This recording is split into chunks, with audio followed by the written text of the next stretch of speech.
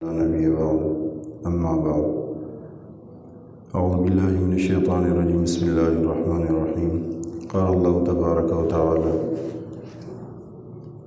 کل نفس ذائقۃ الموت وقال نبی صلی اللہ علیہ وسلم ان للہ ما آخذ وله ما اعطى وكل شيء عنده بأجل مسمى۔ میرے محترم بھائیو، یہ موضوع چل رہا ہے جنازہ۔ انسان جب مر جاتا ہے تو اس کا نماز جنازہ کیسے پڑھایا جائے، دفن، تدفین، تعزیت، اس میں سے جو سب سے بڑی جو چیز ہے ہمارے لیے مسلمانوں کے لیے وہ یہ ہے کہ نبی کریم صلی اللہ علیہ وسلم کے طریقے کو فالو کرنا، ان پہ عمل کرنا۔ باقی جتنی رسومات ہیں، جتنی بدعات ہیں، ان کو چھوڑ کر چلنا، کیونکہ جب بدعات پھیلتی ہیں تو سنتوں پر عمل ختم ہو جاتا ہے، سنت اٹھ جاتی ہے۔ اس لیے باقی جو گزشتہ جو جمعے جو اسی موضوع پہ جو میں نے جو کچھ عرض کیا، تو یہ اس موضوع کا آخری جمعہ ہے۔ اس میں یہ گزارش ہے کہ دیکھیں، جب کوئی مسلمان فوت ہوتا ہے تو یہ اس وقت بہت بڑے غم کی چیز ہوتی ہے، ان کے گھر والوں کے لیے، عزیز و اقارب کے لیے، رشتہ داروں کے لیے، لواحقین کے لیے، جو تعلق دار ہوتے ہیں ان کے لیے اس سے بڑا کوئی حادثہ نہیں ہوتا کہ ایک بندہ دنیا سے چلا جائے، اس کی روح پرواز کر جائے۔ اب یہ واقعی ایک بہت بڑے غم کی گھڑی ہوتی ہے، لیکن اس غم کو، اس کا اظہار کیسے کرنا چاہیے، کس حد تک کرنا چاہیے، یہ آج انشاءاللہ بیان ہوگا۔ دیکھیں، ایک موقع پر آپ صلی اللہ علیہ وسلم گئے تو صحابہ، ایک صحابی بیمار تھے، حضرت سعد رضی اللہ عنہ، تو بے ہوش تھے۔ تو دیکھ کر، ان کی تکلیف دیکھ کر نبی کریم صلی اللہ علیہ وسلم کے آنسو بہنے شروع ہو گئے، تو ساتھ صحابہ بھی رونے لگے۔ تو حضور نے یہاں چند الفاظ وہ جو ارشادات فرمائے کہ دیکھو، یہ جو آنکھ کا آنسو ہے اور دل کا غم ہے، اس پہ اللہ کے ہاں کوئی پکڑ نہیں ہے، لیکن اس زبان سے اس کے ساتھ خیال کرنا۔ مطلب یہ ہے کہ اس سے وہ الفاظ ادا نہ کرنا اور ایسی کوئی صورت نہ پیدا کرنا، ایسے کوئی طریقہ اختیار نہ کرنا کہ جو اللہ کو ناپسند ہو۔ اب ایک دوسری حدیث ہے، لعن رسول اللہ صلی اللہ علیہ وسلم، کہ آپ صلی اللہ علیہ وسلم نے لعنت فرمائی ہے کس پر؟ نوحہ کرنے والی پر اور نوحہ مستمعہ، نوحہ سننے والی پر۔ لعن رسول اللہ صلی اللہ علیہ وسلم علی النائحہ والمستمعہ، ابو داؤد شریف کی روایت ہے، نائحہ جو نوحہ کرنے والی ہے، مستمعہ جو اس نوحہ کو سننے والی ہے۔ مطلب یہ ہے کہ جو نوحہ کرنے والی ہے، یہ سننے والی اس کو کیوں نہیں روک رہی؟ اگر یہ اس کو نوحہ کرتے ہوئے نہیں روک رہی تو یہ بھی ملعون ہے۔ گزشتہ جمعہ میں نے یہ بات کی تھی کہ نبی کریم صلی اللہ علیہ وسلم نے فرمایا کہ جو نوحہ کرنے والی عورت ہے، اگر اس نے توبہ نہ کی، توبہ سے پہلے وہ مر گئی، تو قیامت کے دن اسے ایک ایسا لباس پہنایا جائے گا خارشی قسم کا کہ وہ کھجلی کرتے کرتے، خارش کرتے کرتے ذلیل کھڑی ہوگی، خارش کا لباس اس پہ مسلط کر دیا جائے گا، پہنایا جائے گا۔ اور دوسری حدیث میں نے روایت کی کہ اس کے ایک طرف جو ہے نا وہ فالج زدہ ہوگا۔ اب ہم نے یہ دیکھا ہے کہ جب جس گھر میں فوتگی ہو جاتی ہے، وہ گھر والے غموں سے نڈھال ہوتے ہیں، کوئی الفاظ نہیں ہے کہ بندہ ان کی تعبیر بیان کر سکے اس غم کی۔ لیکن جو باہر کی عورتیں ہیں، اب سنت طریقہ کیا ہے؟ نبی کریم صلی اللہ علیہ وسلم نے تعزیت کے کیا الفاظ ادا کیے؟ ان للہ ما آخذ وله ما اعطى وكل شيء عنده بأجل مسمى۔ ان للہ ما آخذ، کہ جو کچھ اللہ نے لیا ہے وہ اللہ کی ملکیت تھی، وَلَهُ مَا أَعْطَى، اور جو اللہ نے دیا ہے وہ بھی اللہ کی ملک ہے، اور جو کچھ ہے یعنی جو کچھ یہاں دنیا میں موجود ہے عندہ بأجل مسمى، اس کے ہاں اللہ کے ہاں اس کا ایک وقت مقرر ہے۔ یہ تعزیت کے الفاظ تھے تھوڑے سے۔ ہمارے نبی نے تکلفات سے وہ خود بھی بچے ہیں، امت کو بھی بچایا کہ بڑے بڑے تکلفات کریں، آپ اتنی بڑی بڑی باتیں کریں۔ یہ اب وہ پہلے سے جو گھر والی ہیں وہ غمزدہ ہیں، اب دروازے سے ایک عورت داخل ہو رہی ہے نوحہ خوانی کرتے ہوئے، سر سے دوپٹہ گر گیا، اچھا ان پر بھی لعنت ہے، نوحہ کرنے والی جو بالوں کو نوچتی ہیں، دوپٹہ اتار پھینکتی ہیں، گریبان چاک کر دیتی ہیں، اپنے منہ کو پیٹتی ہیں، ایسے سے اللہ کے رسول انتہائی ناراض ہوئے۔ ایک اور حدیث میرے ابھی ذہن میں آ گئی، ایک جنازے میں میرے نبی جا رہے تھے صحابہ کے ساتھ، تو کچھ لوگ اپنی چادریں اتار کے نا اسی جاہلیت والی رسم کی طرح غم مناتے ہوئے جا رہے تھے جنازے کے ساتھ۔ جب نبی کریم صلی اللہ علیہ وسلم نے ان کو دیکھا، اس قدر ناراض ہوئے، اس قدر غصہ ہوئے۔ اب ایک طرف آپ دیکھیں نا کہ ہمارے نبی رحمت للعالمین ہیں، کبھی بد دعا نہیں دی کفار کو بھی چند مواقع کے علاوہ، لیکن یہاں اس قدر غصہ ہو رہے ہیں۔ کیوں غصہ ہو رہے ہیں؟ اس لیے پھر فرمایا کہ میرا دل کرتا ہے کہ میں تم لوگوں کو ایسی بد دعا دوں کہ تم اس شکل میں گھر میں نہ جاؤ، یعنی کہ تمہاری شکلیں بھی بدل جائے، جانوروں کی طرح شکلوں میں جاؤ۔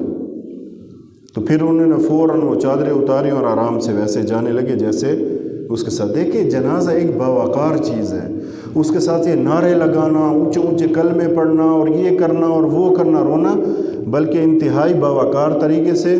اور اتنا ثابت ہے کہ اس جنازے جو میت ہے جو کندھوں پہ سوار ہے لوگوں کے، اس کے لیے استغفار کرے، دعائے مغفرت کرے، بس یہ چیز ہے۔ یہاں تو ایک سسٹم ہی الگ ہے۔ ایک عورت روتی ہوئی آتی ہے، جو پہلے سے رو رو کے عورتیں ہلکان ہو چکی ہیں، ان کو مزید ایسی باتیں کر کر کے مزید رلاتی ہیں۔ حالانکہ اس موقع پہ تسلی دینی چاہیے تھی کہ اگر کسی کا خاوند فوت ہوا ہے، کسی کا بھائی ہے، اس بھائی کے بہن کو، ٹھیک ہے، اور اس خاوند کی بیوی کو یا اس کے بیٹے کو یہ تسلی کے الفاظ دینے چاہیے تھے کہ دیکھو تقدیر ہے، اللہ کی طرف سے لکھا ہوتا ہے کہ جو چیز اللہ نے لینی ہوتی ہے، مزید تسلی دیتے اللہ خیر کرے گا۔ نظام جو بھی تسلی کے الفاظ ہیں یہ سنت ہے۔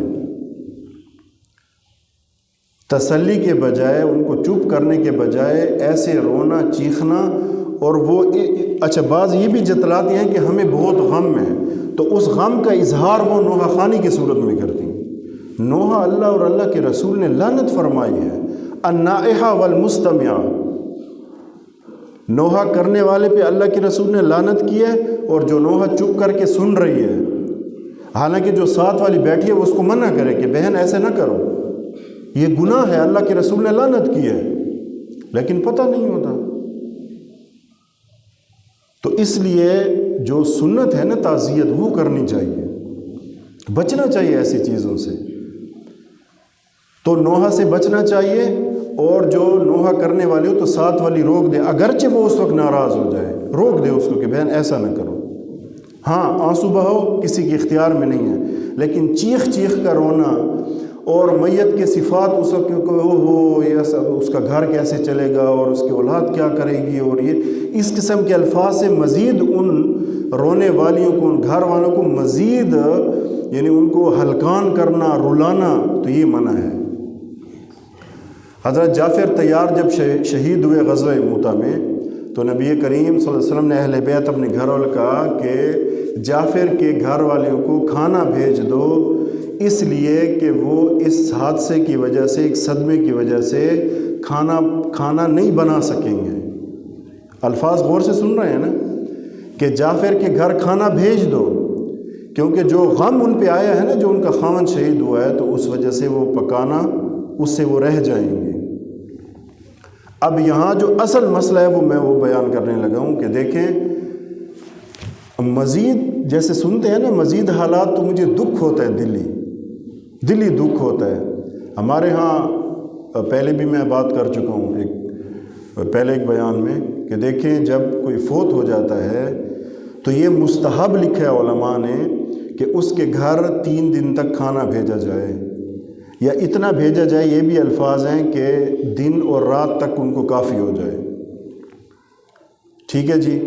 اور مزید علماء نے 1-2 علماء نے، اکثر تو یہ ہے کہ باقیوں کے نہیں، 1-2 علماء نے یہ لکھا ہے کہ چلو جو تجہیز و تکفین میں مشغول ہے نا، چلو اگر وہ بھی کھا لیں تو کوئی بات نہیں، لیکن جیسے ہی فوتگی ہوتی ہے، میں بڑے دکھ سے عرض کر رہا ہوں، فوتگی ہوتی ہے، آرڈر چلے جاتے ہیں، دیگیں تیار ہونے لگتی ہیں، پھر ان میں بھی کبھی 2-2 3-3 کھانے ہوتے ہیں۔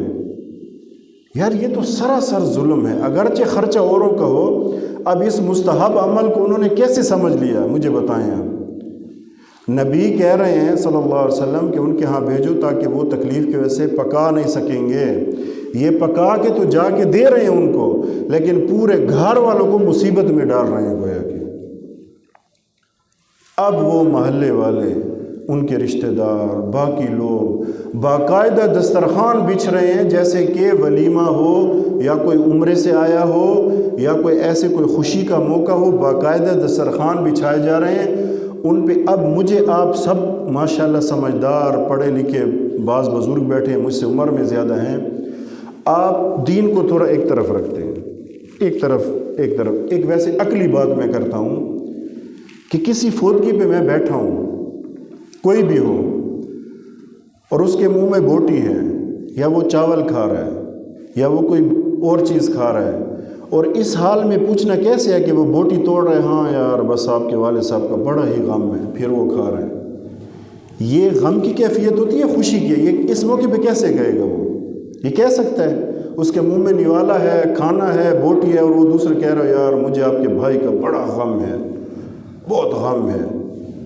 یہ تھوڑا سا عقل کو دیکھنا چاہیے نا، عقلی حساب سے دین کو ایک طرف رکھتے ہیں۔ پھر لوگ کہتے ہیں یہ جو مولانا حضرات ہوتے ہیں بڑے سخت ہوتے ہیں، سخت نہیں ہوتے، وہ آپ کو سیدھے راستے پہ لے جانا چاہتے ہیں کہ جس راستے سے ہم بھٹک چکے ہیں نا، اور یہ جتنا سنت سے ہٹتے جائیں گے مصیبت میں پڑتے جائیں گے۔ یار صاف بات ہے، اس لیے حضور نے حکم دیا کہ گھر والوں کو اتنا دو کہ ان کے لیے کافی ہو جائیں، 10 بندے ہیں، 15 ہیں، 20 ہیں، بس اتنا دو۔ باقیوں کو چاہیے کہ وہ وہاں پہ ڈیرے جما کے نہ بیٹھیں، انتظار میں نہ بیٹھے، روٹی کھا کے جائیں گے۔ یہ باقیوں کے لیے بھی پیغام ہے کہ وہ نہ بیٹھے کہ وہ شرم کیسے ان کو بندوبست کرنا پڑے، خوشی کا موقع نہیں ہوتا۔ اچھا بعض کا زور ہوتا ہے کہ ہمارے چلو خیرات وغیرہ ساتھ ہو جائے گی، ہمارے یہ کسی اور دن کر لو، اس کو ان دنوں میں ساتھ جو ہے نا وہ نہ جوڑو، فکس نہ کرو، کسی اور دن میں کر لو۔ ہماری اور میں والد صاحب کی فوت بھی ہماری ایک بزرگ ہیں خاتون بڑی عمر کی، تو وہ میرے پاس اسپیشل بڑی مشکل سے چل کے آئیں، کہتا ہے فیض الرحمان تو نے یہ کیا دین اتنا مشکل بنایا ہوا ہے، کہتا ہے یہ کل بھی نہ ہو، یہ بھی نہ ہو، وہ بھی نہ ہو، میری بات یاد رکھنا۔ مجھے وہ ایسے کر رہی تھی، یوں آنکھیں کر کے نا، کہتے ہیں میری بات یاد رکھنا، ہمیں اپنے بزرگوں نے بتایا، ہمارا پرانا طریقہ چلا آ رہا ہے، اور پتہ نہیں کس پیر نے بتایا ہے کہ اگر تم نے والد صاحب کے تیسرے دن اگر کوئی میٹھی چیز نہ پکائی نا تو اس کا قبر میں مسئلہ بنے گا، قبر میں اس کے لیے مسئلہ بنے گا۔ میں نے کہا اماں جان اللہ کا دین نہ اتنا سستا ہے، نہ اتنا ڈی ویلیو ہو چکا ہے کہ وہ کسی میٹھی چیز کی وجہ سے میرے ابا جان قبر میں ان کے لیے کوئی مسئلہ ہوگا، یا وہ اٹکے ہوں گے، یا کہیں اللہ خدا نہ خواستہ وہ مردہ لٹکا ہوا ہوگا۔ اگر وہ قبر میں مسئلہ بنے گا تو ان کے اپنے اعمال کی وجہ سے بنے گا، ان چیزوں کی سے نہیں بنتا۔ یہ دین اتنا کوئی ہلکا نہیں ہے کہ اگر کسی نے تیسرے دن کوئی میٹھی چیز نہ بنائی تو مردے کے لیے کوئی مسئلہ ہوگا۔ مجھے ہنسی بڑی آئی، میں بہت ہنسا اس وقت۔ ان کو تھوڑا سا وہ جو بزرگ ہیں نا خاتون، ان کو تھوڑا سا غصہ کہ تم ہر بات ہماری باتوں کو تم یہ دین ہی نہیں سمجھتے، پتہ نہیں تم کیسے مولوی ہو، نئی نئی باتیں۔ کہ میں نے کہا نئی باتیں نہیں ہیں، یہ 1400 سال پرانی باتیں ہیں، یہ ہم نے رسومات اپنے اوپر اتنے سوار کر لیے ہیں نا، بدعات میں اتنا دب چکے ہیں نا کہ ہمیں اب یہ نئی باتیں لگتے ہیں۔ اور اس موقع پہ میں نے پڑھا انا للہ و انا الیہ راجعون، پڑھنا تو اس موقع پہ چاہیے نا کہ یہ نئی نئی کون سی باتیں کر رہے ہو۔ میں نے کہا سائے ستہ کی حدیثیں بیان کر رہا ہوں، پکی حدیثیں بیان کر رہا ہوں، یہ نہیں ہو گئی، اور جو رسومات ہیں وہ پرانی باتیں تھیں۔ انا للہ پڑھنی چاہیے نا اس موقع پہ، کہ یہاں تک ہماری ذہنیت پہنچ گئی ہے کہ اگر کوئی سنت طریقہ بتاؤ تو کہتے ہیں نئی نئی باتیں کہاں سے کر رہے ہو۔ اس قدر بدعتی لوگوں نے محنت کی، اس قدر محنت کی انہوں نے کہ وہ جو سنت ہے نا وہ نئی بات لگتی ہے۔ اس قدر ہم مانوس ہو چکے ہیں بدعات اور رسومات سے۔ تو اس لیے کہ یہ جو کھانا ہے، یہ جو مرض ہے، اس موقع پہ باقاعدہ 3 دن تک کھانا چلتا رہتا ہے، 2 ٹائم کھانا 3 دن تک چلتا رہتا ہے۔ اس میں مختلف چیزیں ہوتی ہیں، بریانی بھی پک رہی ہوتی ہیں اور یہ بھی پک رہا ہے اور میٹھا بھی پک رہا ہے۔ او میرے بھائیو، یہ کوئی ولیمہ نہیں ہے، یہ فوتگی ہے۔ یہاں پہ نہ تو آنے والوں کو پتہ ہے کہ تعزیت کیسے کرنی ہے، اور نہ بیٹھنے والوں کو پتہ ہے ہم نے کیا کرنا ہے۔ سیکھنا بھی نہیں ہے علماء سے، پوچھنا بھی نہیں ہے۔ نہ حج کرنے سے پہلے حج کا طریقہ سیکھنا ہے، نہ عمرے کا طریقہ سیکھنا ہے، نہ شادی کا پوچھنا ہے علماء سے، نہ فوتگی کے بارے میں کہ ہم کیا کریں، دین کیا کہتے ہیں، نہیں، یہ نہیں پوچھنا۔ وہاں جا کے جو غلطیاں، جو میں عمرے پہ گیا تھا، جو میں نے لوگوں کی غلطیاں دیکھی، بس انا للہ پڑھتے رہتے تھے، کسی کو کچھ پتہ نہیں ہوتا، اتنا خرچہ کر کے چیزیں کر کے چلے جاتے ہیں، کچھ بھی پتہ نہیں ہوتا۔ اس لیے میرے بھائیوں، میری یہ گزارش ہے، میں یہ دل سے، درد دل سے کہہ رہا ہوں، کسی کو نشانہ بنا کے نہیں کہہ رہا، یہ ہماری ذمہ داری ہے دین پہنچانا۔ درد دل سے میں یہ بات کہہ رہا ہوں کہ ایسی کوئی چیز بھی نہیں ہے، اور یہ جو نوحہ کرنے والی ان پہ خصوصی لعنتیں برسی اللہ کے نبی کی۔ دوسری بات یہ کہ میرے نبی کے الفاظ کتنے ہیں، ان للہ ما آخذ ولہ ما اعطى وکل شیء عنده باجل مسمى۔ جو کچھ اللہ نے لیا ہے یہ اللہ کی ملکیت۔ یہ تعزیت کے آسان ترین الفاظ ہیں، یہ ہم اردو میں بھی کہہ سکتے ہیں۔ جو اللہ نے لیا ہے اللہ کی ملکیت ہے، جو اللہ نے دیا ہے وہ بھی اللہ کی ملکیت ہے، اور ہر چیز کا وقت اللہ کے ہاں مقرر ہے۔ بس یہ تعزیت کے الفاظ ہیں۔ اسی مسجد کے ہمارے دو جو اسی محلے کے ہیں، اسے یہاں نماز پڑھتے ہیں، نماز جمعہ، ان کی والدہ فوت ہوئی تو میں ان کی تعزیت پہ گیا تو میرا بڑا دل خوش ہوا۔ این سنت کے مطابق، کل سنت کے مطابق بیٹھے ہوئے تھے سارے، نہ بار بار یہ ہاتھ اٹھا کے دعائیں مانگی جا رہی تھیں، آرام سے بیٹھ کر وہ تعزیت والے ایک مختصر تعزیت کر کے چلے جاتے، نہ کوئی روٹی کا پروگرام، نہ کوئی اس کا پروگرام۔ بہت میرا دل خوش ہوا، لیکن یہ لاکھوں میں کوئی ایک ہوتا ہے۔ تو اس لیے دین ہے نا، دین یہ صرف نماز جنازہ کی بات نہیں ہو رہی، میں پورے دین کی بات کر رہا ہوں۔ ہمارے جتنے خوشی کے موقع ہیں، غم کے موقع، علماء سے پوچھیں، تھوڑی سی تکلیف کریں۔ میں بھئی کوئی اللہ کسی کو توفیق دے، بھئی حج کے لیے جا رہا ہے تو پہلے کسی عالم سے پوچھے کہ جی حج کے کون سی چیزیں فرض ہیں، میں نے کیا کرنا ہے، احتیاطیں کون سی ہیں اور کون سی چیز ضروری ہے۔ ابھی لوگ حج عمرے پہ جاتے ہیں نا، وہ اپنا سارا وقت زیارات پہ لگا دیتے ہیں، طواف کو چھوڑ کر ادھر سے جارانہ سے عمرہ ہو رہا ہے، وہاں سے عمرہ۔ میں یہ نہیں کہتا عمرے نہیں کرنے چاہیے، سب سے بڑی چیز وہاں طواف ہے، سب سے بڑی عبادت۔ کبھی کہاں گئے ہوئے ہیں، کبھی ادھر پھر رہے ہیں، کبھی ادھر پھر رہے ہیں۔ تو پوچھ کر، علماء سے پوچھ کر، تکلیف کر کے ان سے پوچھ کے جائیں تو پھر اس کا پورا فائدہ ہوتا ہے۔ پھر ہم کیا کہتے ہیں، جی میں نے تو نفل بھی پڑھے، میں نے حج بھی کیا، عمرہ، کوئی فائدہ نہیں ہو رہا، دعائیں قبول نہیں ہو رہی، فائدہ نہیں ہوا۔ کیسے فائدہ ہوگا؟ اللہ تو بڑی کریم ذات ہے، لیکن اسی کریم ہستی نے اپنے نبی کو بھیج کر سب کچھ بتا دیا کہ نہیں؟ سب کچھ کلیئر کر دیا۔ اب عمل کرنا ہمارے ذمہ ہے۔ اب آپ بتائیں، میں نے جو ایک جنازے کا آپ کو بتایا، نبی کریم صلی اللہ علیہ وسلم گئے تو وہ چادریں اتار پھینکی اور اس حالت سے جا رہے تھے جیسے جاہلیت میں وہ رسم کرتے ہوئے جنازے کے ساتھ وہ غم کا اظہار کرتے ہوئے۔ نبی کریم صلی اللہ علیہ وسلم اتنے غصہ ہوئے اور فرمایا کہ میرا دل کرتا ہے کہ میں تمہیں ایسی بد دعا دوں کہ تمہاری یہ انسان والی شکلیں نہ ہو جب تم گھر جاؤ، تم جانور، ایسا میرا دل کرتا کہ میں تمہیں بد دعا دوں۔ جب زندہ تھے، حیات تھے، اور اتنا غصہ آیا۔ جب یہ ہمارے اعمال نبی کے دربار میں پیش کیے جاتے ہیں تو نبی کی روح کو کتنی تکلیف پہنچتی ہوگی کہ واہ میری امت، کیا کر رہے ہو تم لوگ، یہ دین میں نے تمہیں سکھایا تھا۔ ہر سنت کا مذاق، سنت پہلے تو معلوم نہیں ہے، معلوم بھی ہوتی ہے تو اس کا مذاق ہوتا ہے صرف۔ اس لیے میرے بھائیوں، قرآن و حدیث کو پکڑنا، ان کو سیکھنا، پوچھنا۔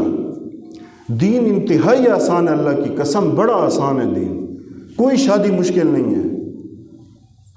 فوتگی پہ کوئی چیز، پہلے بھی غموں کے پہاڑ ہوتے ہیں نا، میں نے آپ کو بتایا نا، سب سے جو بڑا مسئلہ ہوتا ہے جو کھانے شروع ہو گئے ہیں، سب سے بڑا مسئلہ صرف 2-3 علماء ہیں، انہوں نے اتنی اجازت دی۔ ہم اتنے سخت نہیں ہیں کہ ہم آپ کو مشقت میں ڈالتے ہیں، جہاں گنجائش ہوتی ہے ہم سب کو بتا دیتے ہیں بھئی اس میں گنجائش ہے، جہاں نہیں ہوتی، جہاں دین کا حلیہ بگڑتا ہے وہاں تو نہیں ہوتی نا گنجائش۔ 2-3 علماء نے کہا ہے کہ جو تجہیز و تکفین میں ہے نا، 4-5-6 آدمی جو ان کے ساتھ چلو وہ بھی کھا لیں تو کوئی حرج نہیں ہے۔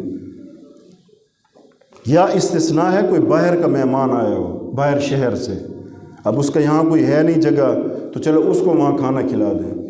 باقی باقاعدہ دسترخوان لگنا، اور آپ صحیح بتائیں، دل سے بتائیں، آپ دل پہ ہاتھ رکھ کے۔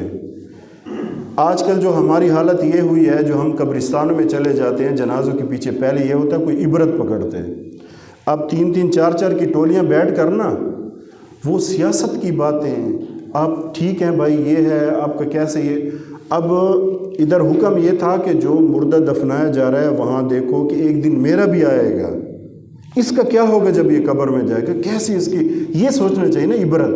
وہاں جب یہ چیزیں شروع ہو گئی ہیں، قبرستان میں بیٹھ کر جا کر، اور خوف ختم ہو گیا، تو مجھے بتاؤ باقی چیزوں کا کیا ہوگا۔